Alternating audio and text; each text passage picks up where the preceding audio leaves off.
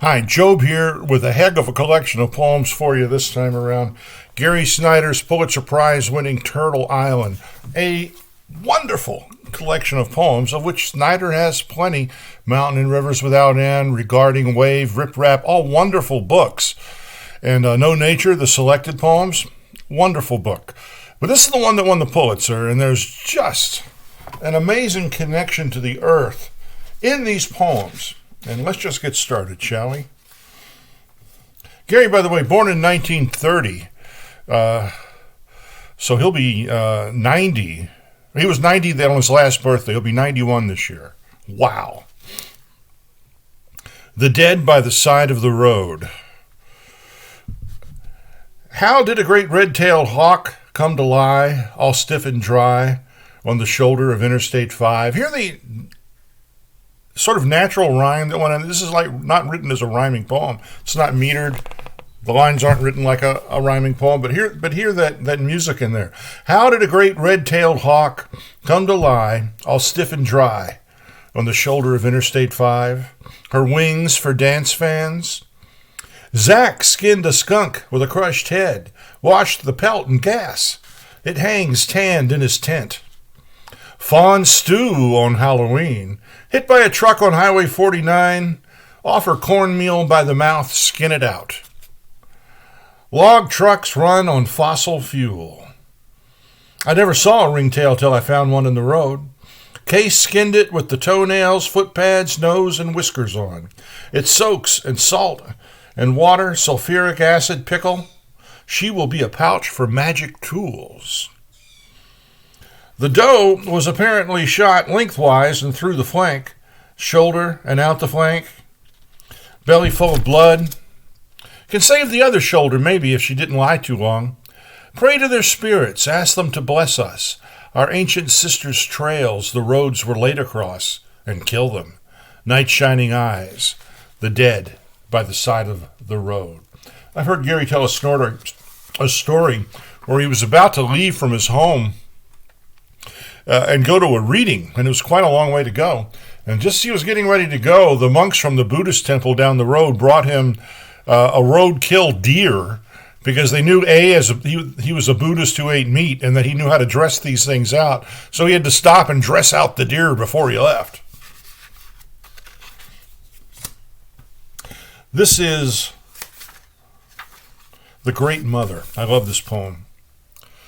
Not all those who pass in front of the Great Mother's chair get past with only a stare. Some she looks at their hands to see what sort of savages they were. It's wonderful. A quite well-known poem, Prayer for the Great Family, which is modeled after a Mohawk prayer. Gratitude to Mother Earth, sailing through night and day, and to her soil, rich, rare, and sweet. In our minds, so be it. Gratitude to plants, the sun-facing, light-changing leaf and fine root hairs, standing still through wind and rain, their dances in the flowing spiral grain. In our minds, so be it. Gratitude to air, bearing the soaring swift and the silent owl at night, breath of our song, clear spirit breeze. In our mind, so be it. Gratitude to wild beings, our brothers, teaching secrets, freedoms, and ways, who share with us their milk, self-complete, brave, and aware. In our minds, so be it. Gratitude to water, lakes, rivers, glaciers, holding or releasing, streaming through all our bodies, salty seas. In our minds, so be it. Gratitude to the sun, blinding, pulsing light through trunks of trees, through mist, warming caves where bears and snakes sleep. He who wakes us in our minds, so be it. Gratitude to the great sky, who holds billions of stars and goes yet beyond that, beyond all powers and thoughts, and yet is within us. Grandfather's space, the mind is his wife, so be it.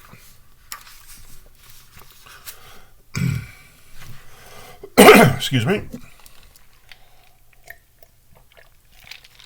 A sip of lemon water. The real work Sea lions and birds, sun through fog flaps up and lolling, looks you dead in the eye. Sun haze, a long tanker riding light and high. Sharp wave, choppy line, interface tide flows. Seagulls sit on the meeting eating. We slide by white-stained cliffs, the real work, washing and sighing, sliding by. We're reading poems from Gary Snyder's Turtle Island. This is The Uses of Light. It warms my bones, say the stones. I take it into me and grow, say the trees, leaves above, roots below. A vast vague white draws me out of the night, says the moth in his flight. Some things I smell, some things I hear, and I see things move, says the deer. A high tower on a white plain. If you climb up one floor, you'll see 1,000 miles more.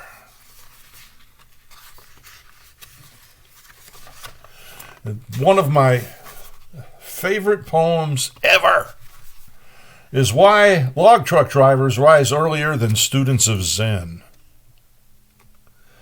In the high seat, before dawn dark, polished hubs gleam and the shiny diesel stack warms and flutters up the Tyler Road grade to the logging on Poorman Creek. 30 miles of dust. There is no other life. I have been on Tyler Road on the grade many times. If you're going down the grade, it wears on the brakes. And I'm going to close with another poem I've always loved. Magpies Song. When Gary reads this, he sings the last section, so I will too. I'm sorry for that. But if he does it, it's the way he means for it to be.